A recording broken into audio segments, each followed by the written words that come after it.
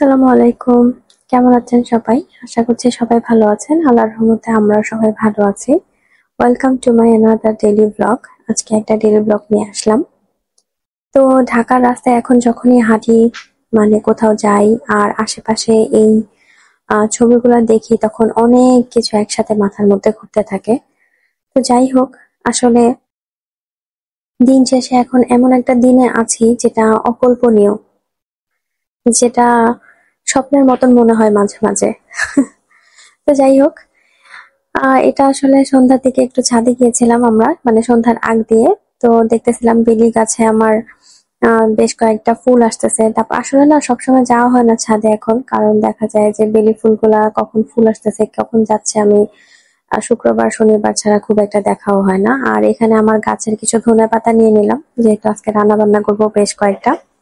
আজকের ব্লগটা আগে থেকে বলে নিচ্ছি, বেশ কিছু রান্না বান্নারও থাকবে। আর খুব একটা রেসিপি শেয়ার করবো না, একটা রেসিপি শেয়ার করবো শুধুমাত্র। তারপর আমরা একটু বাইরে গিয়েছিলাম কেএফসি তে। এত পরিমাণে ভিড় থাকে, ওফ বাবারে বাবা! তারপরে হচ্ছে অনেকক্ষণ সময় নিয়ে পার্সেল করে চলে আসছিলাম, যেহেতু বাসায় আমার বোনও ছিল, বোনের হাজবেন্ডও আসছিল। তো একবার বাসায় চলে আসছিলাম। এরপরে এই যে এখানে চিংড়ি মাছ কিভাবে কাটবো, তারপরে এগুলো সব রেসিপি আমি অলরেডি শেয়ার করে দিছি, আমার চ্যানেলে দেখতে পারেন। চিংড়ি মাছের একটা রেসিপি। আর এখানে যে আমার হাজবেন্ড আমার জন্য প্রথমবার না, অ্যাকচুয়ালি থার্ড টাইম সে আমার জন্য চা বানিয়েছে, যদিও ইনস্ট্রাকশন দিয়ে দিয়েছে। চাটা আসলেই অনেক ভালো হয়েছিল। তো মাঝে মাঝে হয় না, যারা কাজ পারে না কিন্তু তারা যদি কখনো কাজ করে তাদের কাজের পারফেকশন থাকে বা হয়ে যায় আসলে, এমনই একটা কিছু ব্যাপার ছিল এখানে। আর এদিকে আমি কিছুটা চিকেন ম্যারিনেট করে নিছি, তারপর সসেস কেটে নিছি, এগুলো সব রেডি করে রাখতেছিলাম, কারণ হচ্ছে আগামী কালকে মানে নেক্সট দিনে আমি হচ্ছে পিৎজা বানাবো বাসায়, সেজন্য। আর এদিকে বেশ রান্না বান্না চলতেছে, এখানে চিংড়ি মাছ বসাইছি। তারপর পাশে চুলাতে ছিল হচ্ছে আমার কোরাল ফিশ, একটা কোরাল মাছ রান্না করতেছিলাম। তো যাই হোক, পিৎজা রেসিপিটা আমি হয়তো বা পরে শেয়ার করে দিব। আর পিৎজাটা কিন্তু অসম্ভব মজার একটা পিৎজা ছিল, লোডেড পিৎজা। আর এদিকে দেখেন পরের দিন সকালবেলা ঘরের কি অবস্থা আমি একটু দেখাই, মানে আমার মাথাটা ঘুরতেছিল। আমি বুঝতেছি না যে আমি আসলে কোথা থেকে শুরু করব আর কোথা থেকে গোছানো কি করব। তারপরেও আমি চেষ্টা করি আমার বাচ্চার প্লে রুমটাকে সবসময় আমার মানে মন মতন করে গুছিয়ে রাখতে, যাতে ও সবসময় খেলাধুলা করতে পারে বা যেটা যেটাতে ও খেলতে পছন্দ করে সবকিছু যাতে ও গুছানো পায়, এবং সেজন্যই আরো বেশি সবকিছু দিয়ে খেলাধুলা করে। তারপরে হচ্ছে এই অবস্থা করে ফেলছে। আর দেখা যায় যে আসলে এভরিডে ঘর গোছানো সম্ভব হয় না, তো দুই একদিন পর পর গুছাতে হয়। ওই দুই একদিনে অবস্থা খুব খারাপ হয়, কিন্তু সেদিনের অবস্থা ভয়ঙ্কর রকমের ছিল। তো যাই হোক, কিছুই করার নেই। এগুলো আসলে আমি কখনো অন্যভাবে নিই না। তারপর আমি আবার অর্গানাইজ করি, ও আবার খেলাধুলা করে। তারপর আমরা চলে গেলাম হচ্ছে একটু বাজার করব, তো সেই জন্য বের হয়েছি। প্লাস হচ্ছে কিছু গ্রোসারি শপিংও করব। তো মোটামুটি ব্যস্ততাতেই যায় দিনকাল। এই দেখা যায় সকাল থেকে ঘুম থেকে ওঠার পরে আসলে সময় কিভাবে চলে যায়, বিশেষ করে ফ্রাইডেতে আসলে সময় মনে হচ্ছে যেন দৌড়াতে থাকে। তো এই যে আমার ছেলে, তো সবাই মাশাআল্লাহ হইলেন। আর হচ্ছে ও নিজেই দেখতেছে সবকিছু, মানে আমার সাথে যেতে যেতে ওর এমন অবস্থা হয়েছে যে আমি কোথায় কি দেখবো না দেখবো, এখন সে আমার থেকে বেশি এক্সপার্ট হয়ে গেছে। তো যাই হোক, তারপর আমরা একটু চলে গেলাম মাছ বাজারে। মানে অন্যান্য দিনের কথা আমি জানি না, কিন্তু শুক্রবার দিন মাছ বাজারে এমন অবস্থা থাকে, এত গরম থাকে মাছ বাজার।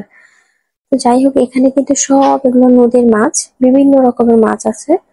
তো আমরা আসলে সেদিন কি কি মাছ যে নিয়েছিলাম, রুই মাছ নিয়েছিলাম আসলে খেয়াল নেই। তারপর যে বড় চিংড়িটা নেওয়া হয়েছিল মেবি, ওটা আমাদের আসলে সবসময় কেনা হয় বাজারে গেলে, আমি জানি না কেন জানি। আর যাই হোক, তারপরে হচ্ছে আর নদীর মাছ পেলে না এক এক সময় এক এক ধরনের মাছ কেনা হয়। বড় মাছগুলা দেখা যায় যে ওখান থেকে কাটিয়ে আনা হয়। তারপর আবার সেদিনে যে ওরা হচ্ছে ওই দিন মানে বলে দেয়নি, মাছের মাথাটা এমন ভাবে কাটছে যে আসলে আমি আর মনটাই খারাপ হয়ে গেছে। যাই হোক, আর এটা হচ্ছে দুপুরবেলা আম্মু রান্না করছে। আম্মু হচ্ছে কি জানি বলে ওটাকে, চাল কুমড়া দিয়ে গরু মাংস রান্না করছে। আর এটা ছিল হচ্ছে বিকালের দিকে।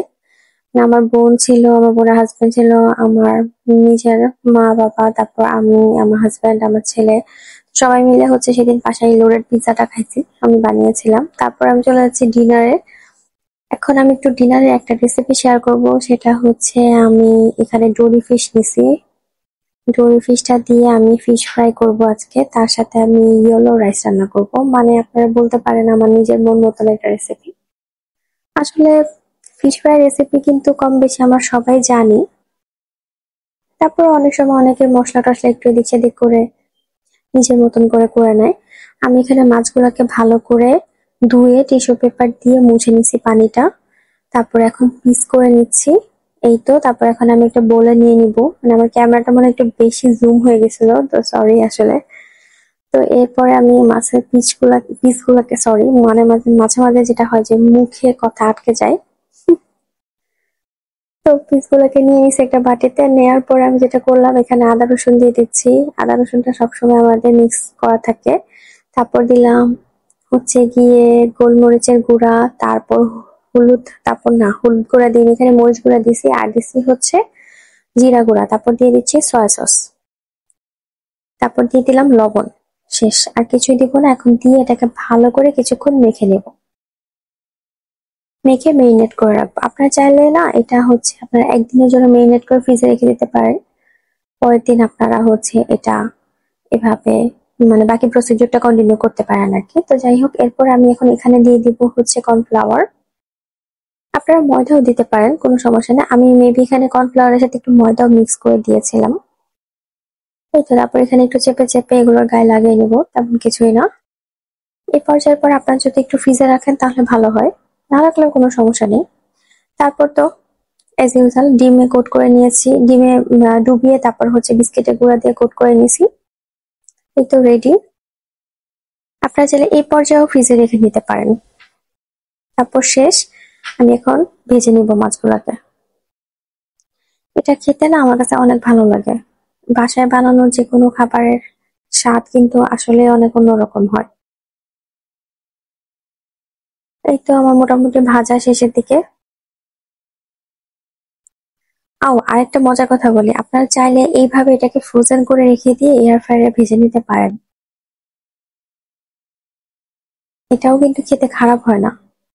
আমি মাঝে মাঝে, আমি most of the time air ফ্রায়ারেই ফ্রাই করি, কিন্তু আজকে আমি একটু ডিপ ফ্রাই করে নিচ্ছিলাম। এই তো রান্না শেষ। আর রাইসটার কথা যদি বলি, রাইসটাকে একটু রসুন আর হচ্ছে পেঁয়াজ দিয়ে, তারপর একটু ডিম দিয়ে, হলুদ দিয়ে, তারপর আমি ভাতটাকে ভেজে নিছি খুব সুন্দর করে। এটা রেসিপিটা অন্য নেক্সট একটা সময় আমি শেয়ার করে দিব। আর এই রাইসের সাথে এই ফিশ ফ্রাইটা খেতে অসাধারণ লাগে। তারপর আমার এই তো রাতের বেলা আমি এখন একটু দুধ আর বরফ কুচি নিছি। তো যাই হোক, আমার চ্যানেলটা সবাই সাবস্ক্রাইব করবেন। আজকে ব্লগটা বেশি বড় করবো না, আজকে খুবই ছোটখাটো একটা ডেইলি ব্লগ ছিল। আর সবাই আমাদের জন্য দোয়া করবেন, সবাই ভালো থাকবেন। আমি এখন ভয়েস ওভার দিব আর হচ্ছে এটা খাবো। তো সবাইকে আল্লাহ হাফেজ।